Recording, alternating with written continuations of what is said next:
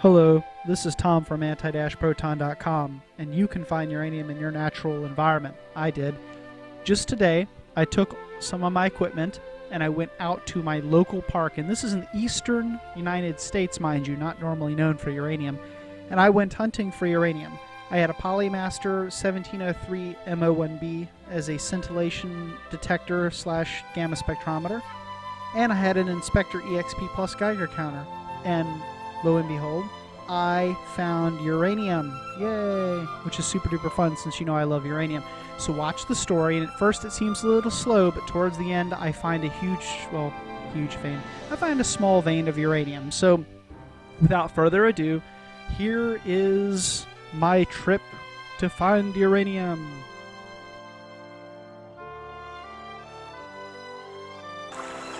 Hello folks, this is Tom,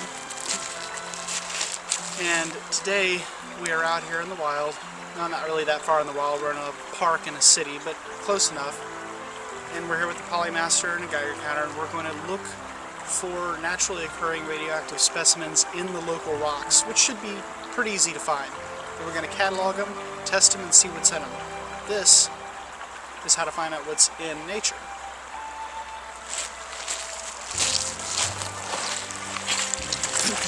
Alright, now we have everything that we need here. We have a booklet to write down anything we find, because you should always write down your sample information. I have a plastic sample container. Yes, that's the kind you pee in, but they're also very common sample containers for science. Inside of this clean sample container is a plastic bag that I can pull out and put around the sample container so it doesn't leak in my bag. Good idea, you don't want leakage in your bag. I have a Polymaster which is running today as a scintillation counter.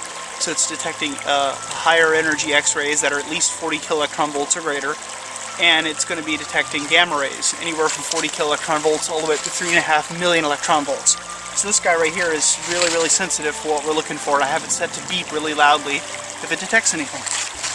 And then I have a Geiger counter here.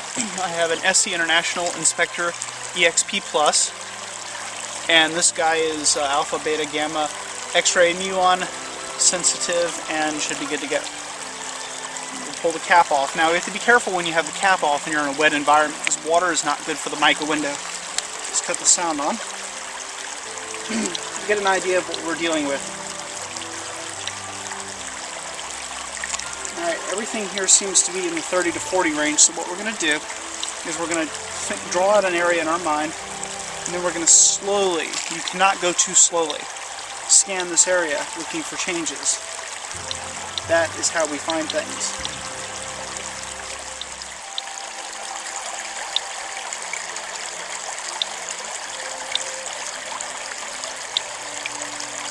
And you may find nothing. That's alright too.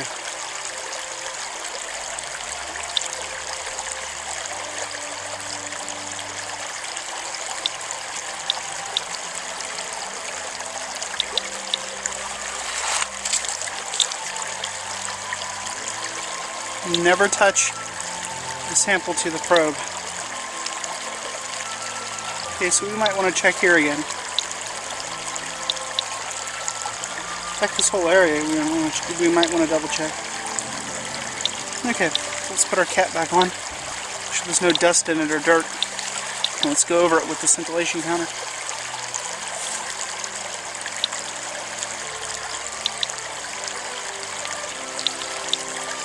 And I have the scintillation counter set to very sensitive. Don't see anything on it. So if we're dealing with an alpha producer or beta producer, this won't pick it up.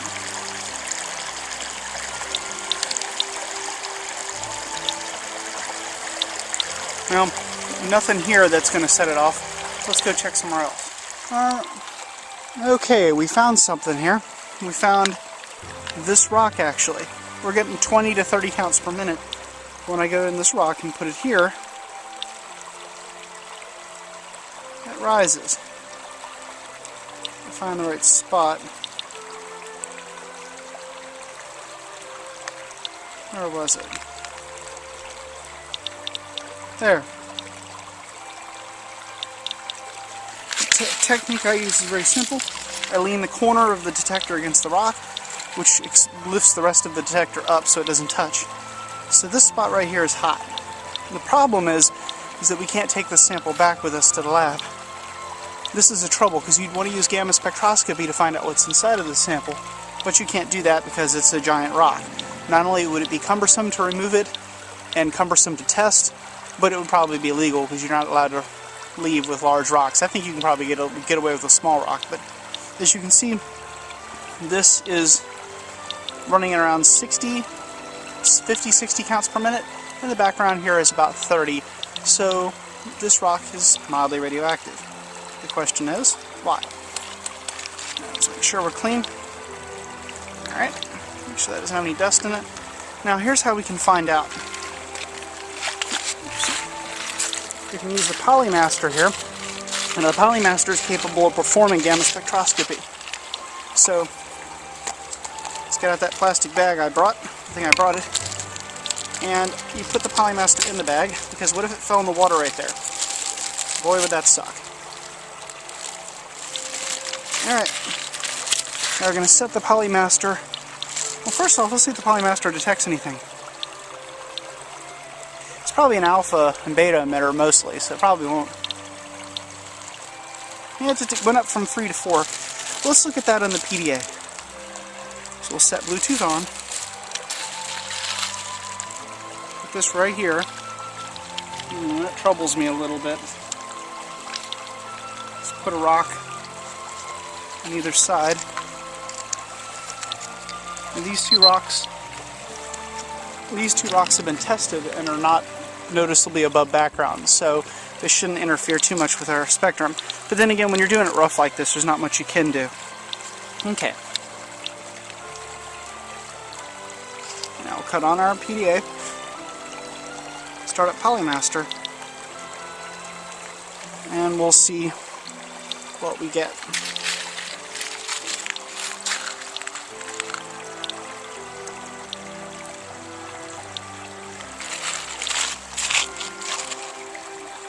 You see we're looking at about 7 counts per minute. It's not high. It's probably too low to get a reading, but we'll try it quickly anyway. Went up to 8, so that's a little higher. And now we're going to leave the gamma spectrum on for a few minutes and see what we find. Alright, and 236 seconds into the test, it is possible to see right off the bat a lead 214 peak. And where's the 609 peak? I saw it just a minute ago.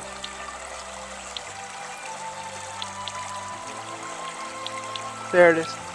In this spectrum, you can see uranium-235 and uranium-238 progeny very easily from this rock sample in just about 5 minutes of time. So it's nice to have a Polymaster with you so you can actually do gamma spectroscopy on the spot.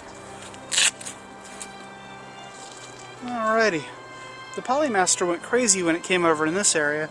This is these are natural rock formations here in this little park that I go to. And as you can see, we're already at 8 microsieverts per hour, and this is the actual photon energy, so this isn't like a reference to cesium-137 or any of that usual garbage. This is the real actual energy. And I think it's coming from this rock for the most part. This thing was whining like crazy, so I recalibrated it for this background, so now it's happy again.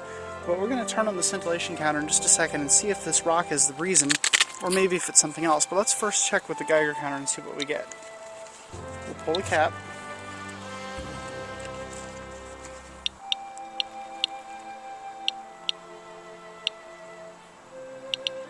"30 to 40 counts per minute has been my background for this whole area." Let's get close to the rock, so if there's alpha we can pick it up.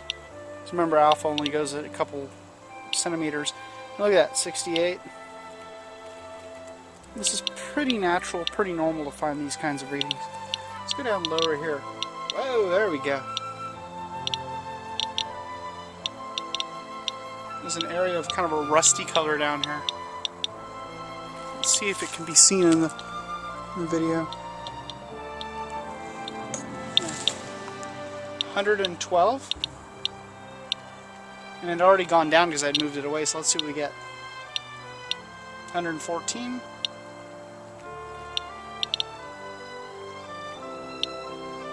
Might have a little bit of uranium here. Not much. This isn't really much to shake a stick at, but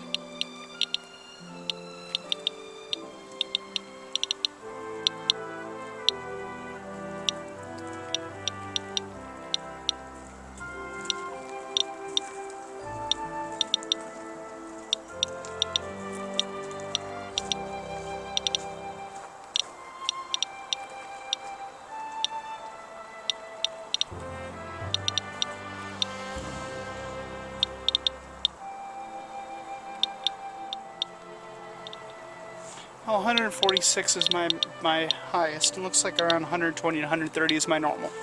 So, let's switch now back to the Polymaster, and let's do a spectrum and see what's in it.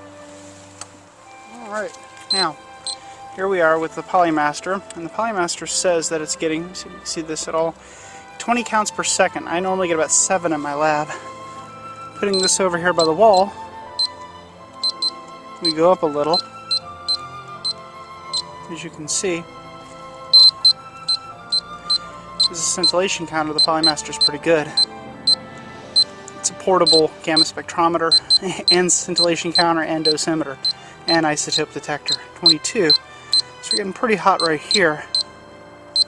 And what about right here? That's another place that looks about the same.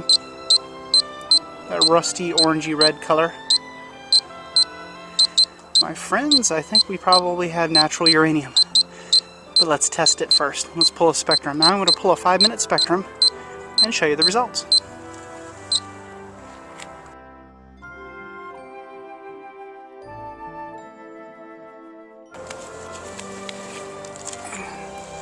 Well, the spectrum has definitely indicated the presence of uranium. It's a dead hit. This rock contains uranium. Now, what's interesting is this yellow. Ostensibly, in a place where I find uranium, I would expect that this yellowing color here could be something like carnotite, but at the same time, it could also be moss. Now, and you all know I'm not a geologist, or not a geologist. Well, I'm not a geologist either, but I'm not a biologist. How's that for you? I'm going to scrape a couple samples of this yellow into a container and take it back for analysis under the microscope to see what it is. If it's carnotite, that would be awesome. Absolutely amazing. It's almost assuredly not. It's probably some kind of moss. And normally I would dismiss it and call it a moss, except that it's right here where there's uranium. That's the only reason that I'm thinking of it. Now, I can't take a sample of this for the simple fact that it's, well, you know, beautiful structure here in the middle of wherever. It's probably illegal too. But on the ground, if I can find a piece of it, I'll take it. A little tiny piece for sampling. And I'll bring it back, of course, too. But we shall see. This looks like sandstone off the top of my head, a sedimentary rock. I took a couple years of geology, so I know a little bit about it. So anyhow, let's take a sample. The Polymaster's going nuts, and using it as a scintillation counter. If I go anywhere near the this material right here, it goes up. Could it be carnotite? It's possible. I found a hole in the rock. In fact, this is where I was measuring by the uranium. Here's the hole. And the hole's actually doing a pretty good job of shielding me from everything but the rock. And I can pull a better spectrum from this, although you can't see it because of the glare. But I have to keep the PDA and the Polymaster close by each other because the rock's actually blocking the Bluetooth. Look at that. Let's see your normal gamma spectrometer do that. That's pretty far in there too. That's in there like 8 or 9 inches. This hole suggests to me that this was probably blown out by people cutting. Or at least a part of this was probably blown apart. But we'll find out. Anyway, I found a few loose samples on the ground, so I'll take those, test them, and then bring them back to the same spot and drop them off. Always return samples from places like parks, because, you know, I mean, well, if they're national parks, you can't take them at all. But if they're little city parks, bring them back, because you don't need to keep them. They need to go back to where they belong. And like I said, if it's a state or federal park, don't do it at all, because you'll get arrested. It would be illegal then. So, unless you have proper permits. If you have proper permits, then you can. So, you know, contact your state, local, whatever, and you can actually get permits for collecting a sample if you need it, if you have a valid scientific reason. So, there you go.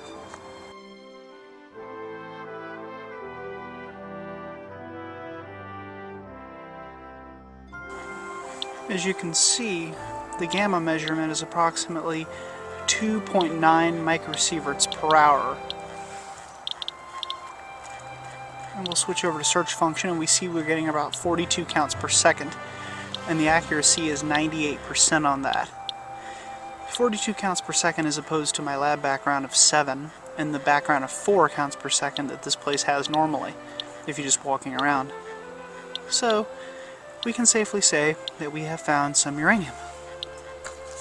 And now let's look and see one more time where that uranium is. It's in a hole. It's in a hole. Beautiful formations. I can't see that the orange is uranium for sure. It could be, and I think it's actually in the rock. I think the dull rock contains the uranium. I think the orange that you're saying is some sort of oxidation on the top. But I think for geological purposes, I believe the two of them are linked together, because where I find the orange, I find the uranium, but I also find the uranium where I don't find the orange. And so that tells me that the uranium is probably in this band of rock. See the dark coloring here? That probably contains the uranium. And I find it around this whole area in general too. Still 42 counts per second.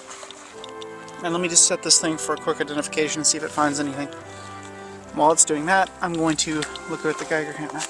Alright, now remember, we are in Virginia, not really known to be a heavily uranium-oriented place. But as I look around, I keep finding traces of it. My background in my lab is 38 counts per minute. Normally it's as little as 20 to 30 counts per minute walking around, and as high as 40. Surely isn't 94 or 104. Not that this is dangerous, mind you. This is perfectly natural. You eat about 400 micrograms of uranium a year in your diet anyhow. But as you can see,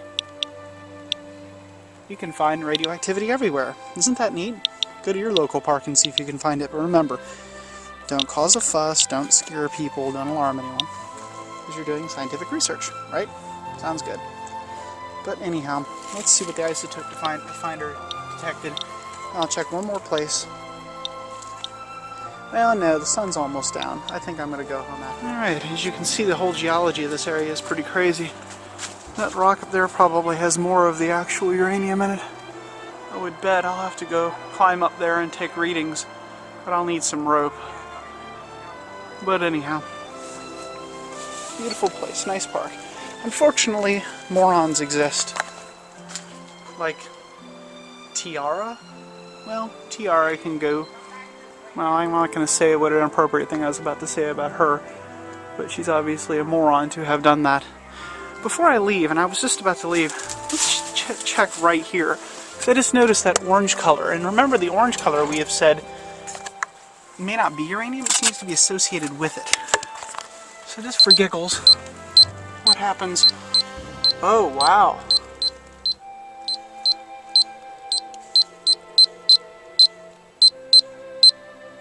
Hey, here we go.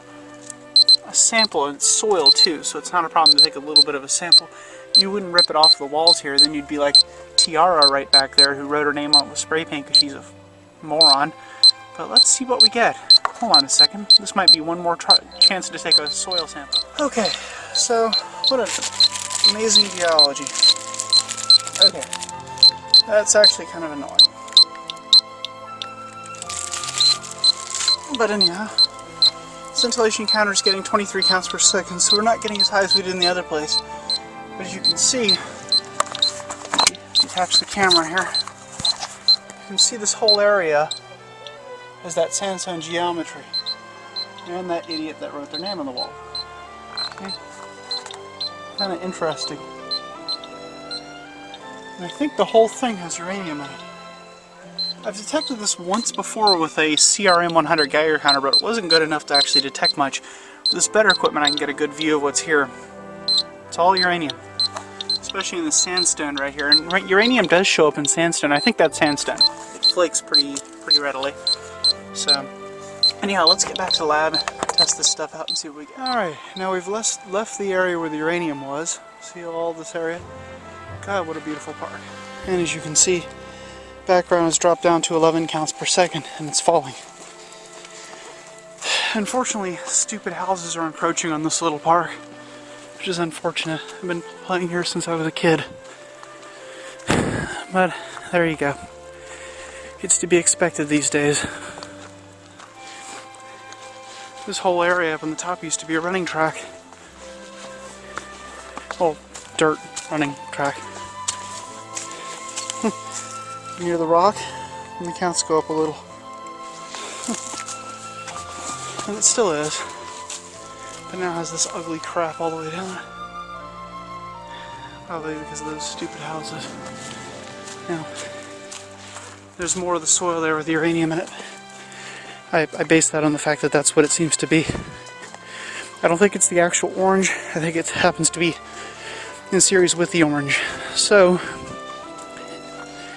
where I see the orange, I now expect to see the uranium, at least in this very small geological area.